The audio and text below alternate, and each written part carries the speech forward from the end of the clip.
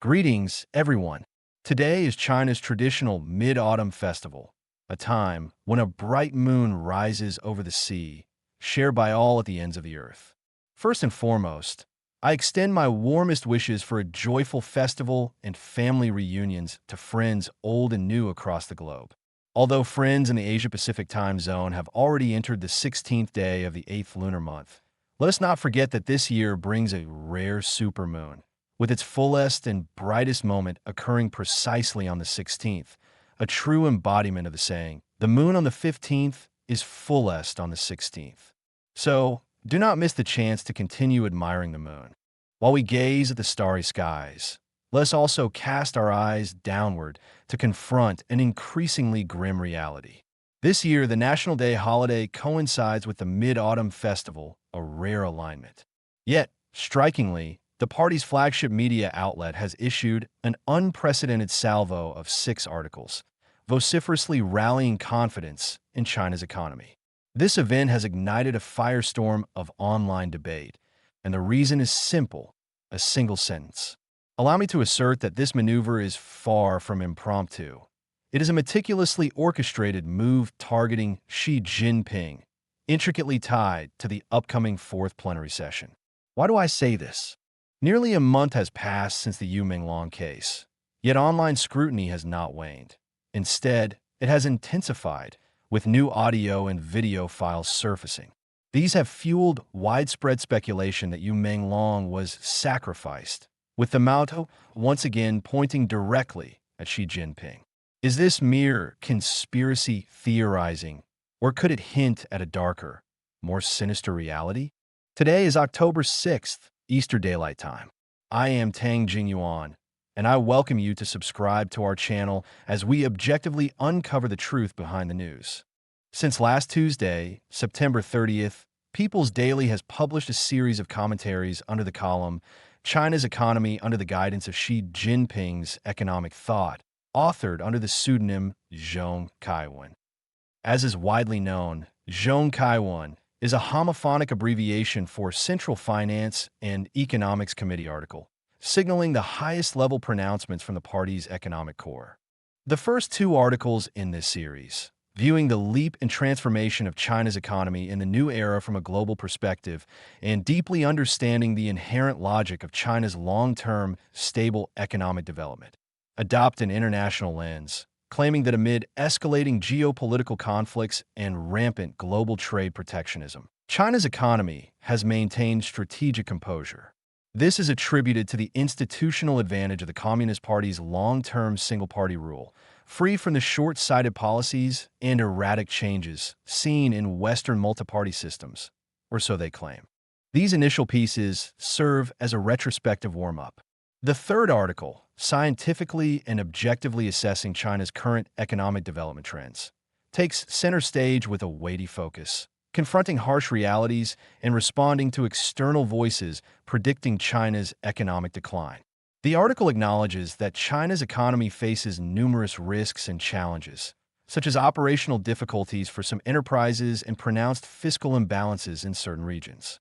It notes that industrial transformation and upgrading are not uniform processes. Sectors that adapt quickly fare better, while those lagging behind struggle.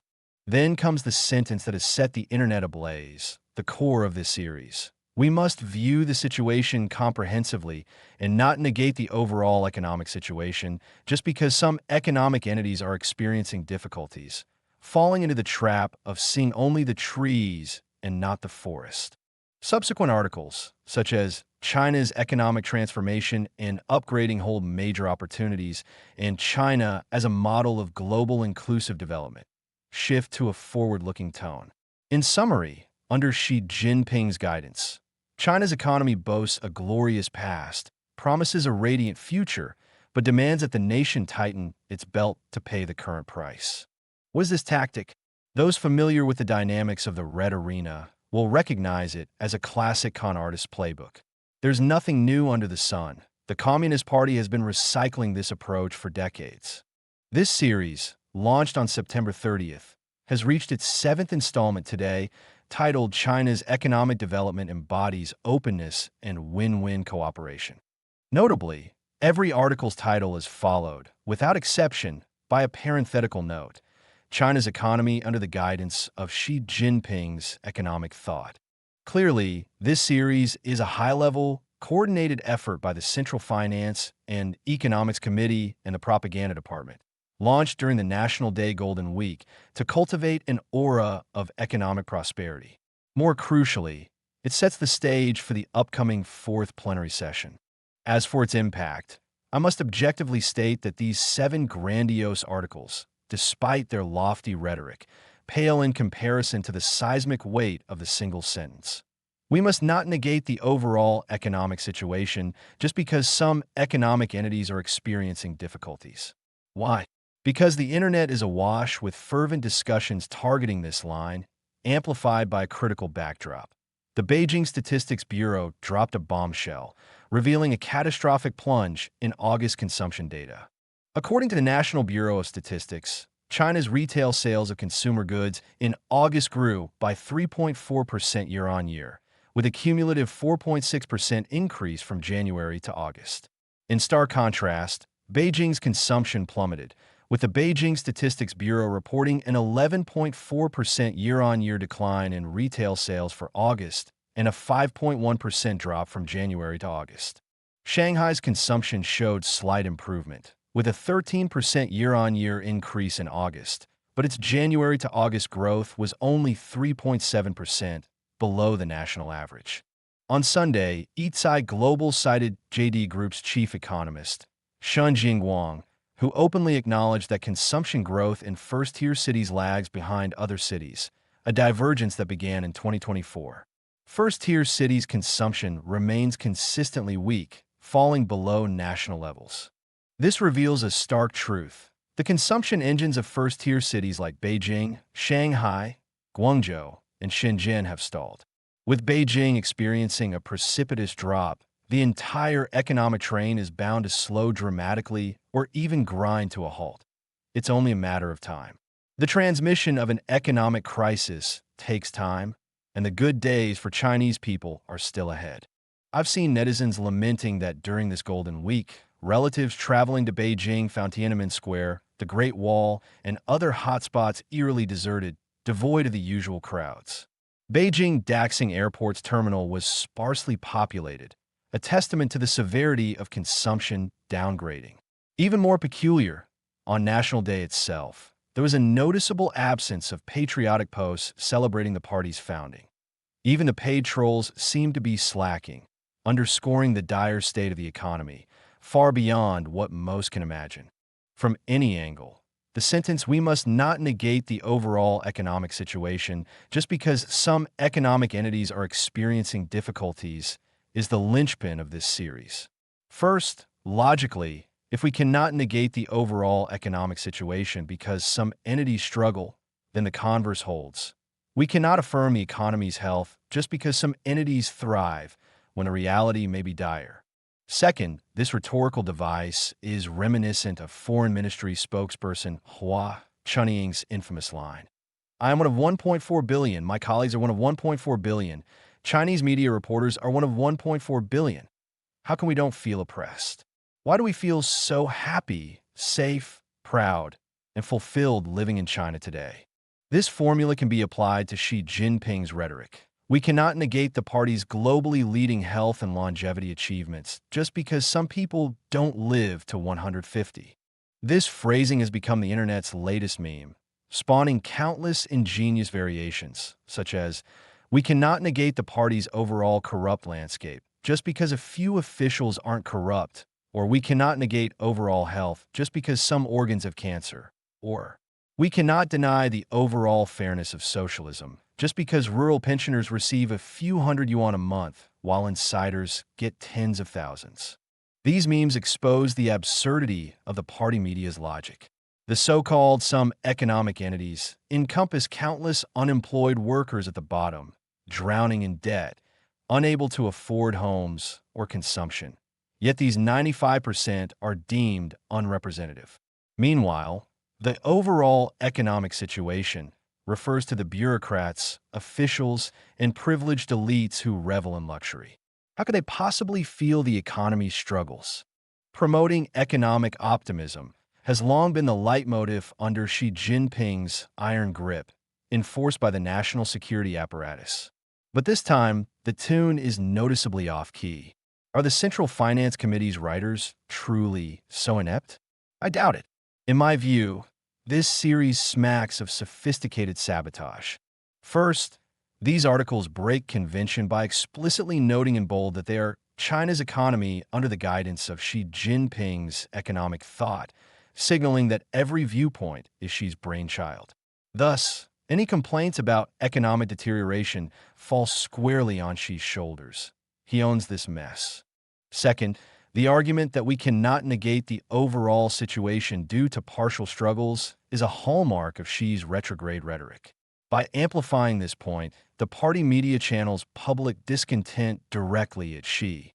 In essence, this series serves as a retrospective summary of Xi's 13-year economic stewardship, tacitly admitting failure while promising a rosy future. The former is the substance, the latter, mere party platitudes. This sets the tone for the fourth plenary session. The 13th and 14th five-year plans have led to this mess, and the 15th must chart a new course. Xi's predecessors planted thorny cacti instead of shade trees, leaving successors to clean up the mess. I argue that this series doesn't glorify Xi, it subtly undermines him. Some may question whether this is overinterpretation. Consider this. A purported CCTV mid-level employee submission to an overseas broadcaster stated, "Mark my words, not a single person genuinely respects Xi Jinping." Image 2. The phenomenon of mocking the emperor is rampant within CCTV, from the unshakable calligraphy gaffe to the leaked Xi-Putin organ transplant dialogue about living to 150. The question isn't why these leaks surface, but why only so few, given the abundance of Xi's blunders. I consulted a former CCTV employee who confirmed this is hardly surprising. It's largely true. This suggests the propaganda department is well aware of Xi's precarious position, and orchestrating subtle sabotage is hardly breaking news. From another angle, the economy is so dire that even the party media can't conceal it. Beijing's tattered economic underbelly is exposed, signaling a crisis teetering on the brink. If party elders hope to maintain a facade of stability by propping up Xi until the 21st Party Congress, they risk a catastrophic outcome. Investors and businesses, both domestic and foreign, will see Xi is still firmly in control, shattering hopes of policy reform and economic recovery. Overplaying this charade could trigger a real collapse, with capital flight and economic implosion no longer fantasy. Xi Jinping is the ultimate poison pill for China's economy, a truth validated by 13 years of practice. As long as he remains in power, real or symbolic, no investor or business can muster confidence. Elders hoping to stabilize through pretense may inadvertently ignite the greatest instability. Renowned commentator Li Changpeng posted today, "Scientific experiments prove the boiling frog theory false. At a certain temperature, one frog jumps out and the whole pot erupts in chaos. Everyone's suffering in the pot, waiting for that moment." Xi's dire situation naturally fuels desperate attempts to reverse his fortunes. Against this backdrop, netizens digging into Yu Menglong's mysterious fall has unearthed 5 versions, the most chilling tied to Xi, the conspiracy-laden sacrifice theory. This theory stems from the discovery that Yu Menglong's birthday, June 15th, coincides with Xi Jinping's, while the late star Qiao Renliang, who died mysteriously, shared a birthday with Xi's father, Xi Zhongxuan, October 15th. The eerie alignment of these dates, coupled with both stars' young, popular, sudden mysterious deaths, has led some to speculate about a sinister sacrifice ritual. Ancient occult practices allegedly involved sacrificing a young, vibrant individual to absorb misfortune for a powerful figure or their family, ensuring longevity or sustained power. While this sounds far-fetched, and I cannot verify such practices, the coincidence of these birthdays feels almost too perfect. Is it mere coincidence, or something more deliberate? I'll leave it to you. Reply 1 for coincidence, 2 for intentional. We'll reveal the results tomorrow.